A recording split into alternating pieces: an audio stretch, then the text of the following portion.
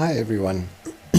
I'd like to focus on how you get feedback from the software as to what options and sub commands are available to you, and I'd like to remind you not to forget the dynamic input tool. So for those of you that know AutoCAD, this might be old news. For those of you who are new to AutoCAD, there's always something new to learn. The way that I like to explain this to guys is when you want to draw a circle.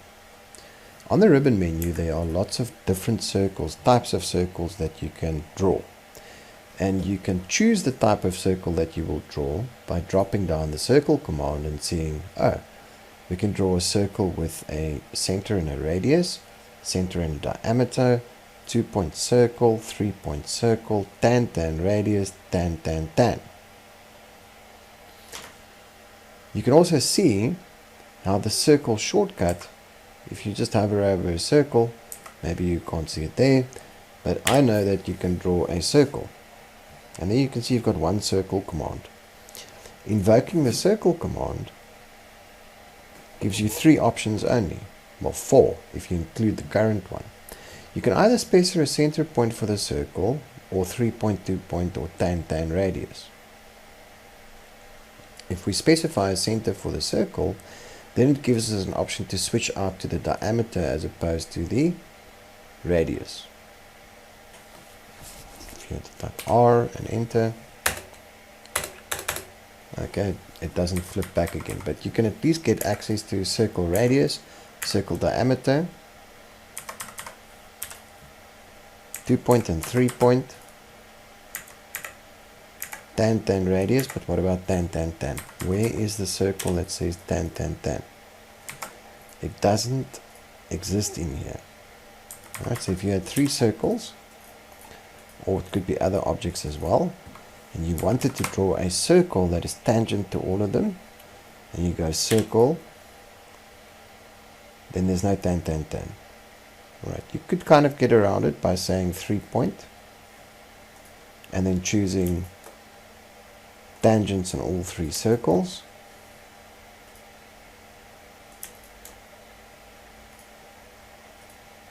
And that would draw it for you, but you would have to know to do that. There isn't just a command under the circles where you can say draw me a circle that's tan. The point is that the subcommands that are listed in the command line don't always include all the types of circles that you can create. Nevertheless, we typically refer to the command line to give us some of the feedback with regards to what we are doing.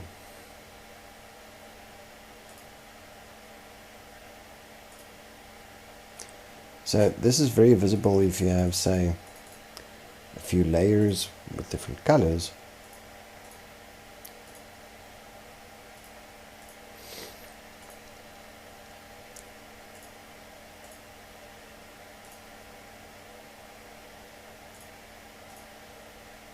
Let's try that.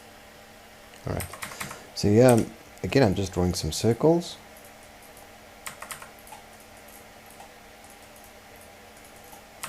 And some of these circles I want to put in a different layer. Alright, sure. I'm old school, so what I do is I just select the items that I want and I switch them out into the layer that I want. There's nothing special about that, but there are some nice commands. And depending on what you do, it's not going to be as simple as this. At the bottom over here you can see something that says the dynamic input. The dynamic input allows you to draw a line at an angle and a distance at an angle, or x ordinate and a y ordinate. So it's a nice way to input dimensions. It's always there to kind of help you with a dynamic input. Notice what happens when you draw a line. There's the dynamic input. For most of us, this is how far it goes. We see a length, we can input a length, and then we tab onto the angle and we can input the angle. Or we draw a line and we put a length and then we put a comma, comma, and then some other angle, and off we draw the line. But notice there's something else that's happening here, and it's not easy to see it, but it's right at the right of where it says, on that dynamic input it says specify next point or, and then there's an arrow that points downwards. Now for me personally, that's what I always forget to press, and there is a same shortcuts as what you can see in the command line. You can actually access that as well with the up or the down arrow keys, and if you press enter it will invoke that. I saw that very vividly this afternoon when I was working with the match layer command. The match layer command, let's suppose those three circles we want to change out.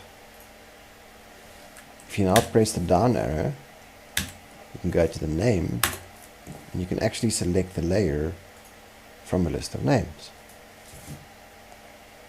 So it's a beautiful way for you to get feedback from the dynamic input. I don't often use the dynamic input, I use it when I need it.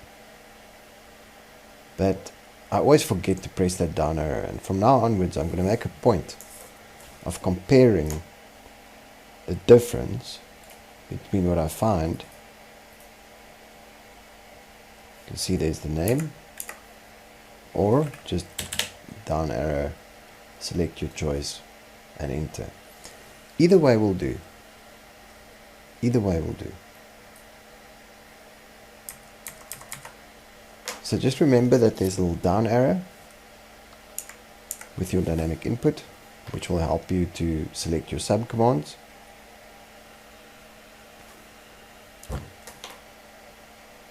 Maybe just one last thing to mention as well is you can even use the shortcut, which is the blue letter within that name. It says name, but within this word that is there, there's a blue highlighted letter, and that is actually the shortcut. So you could also type in and enter, and that would bring up the name command. There's always so many different ways in AutoCAD to do something, but with these subcommands and the shortcuts, there's really no excuse not to know what they are. Look at the command line, either click on it, use the shortcut, or very conveniently use the dynamic input drop down to access those commands. Until next time, enjoy AutoCAD.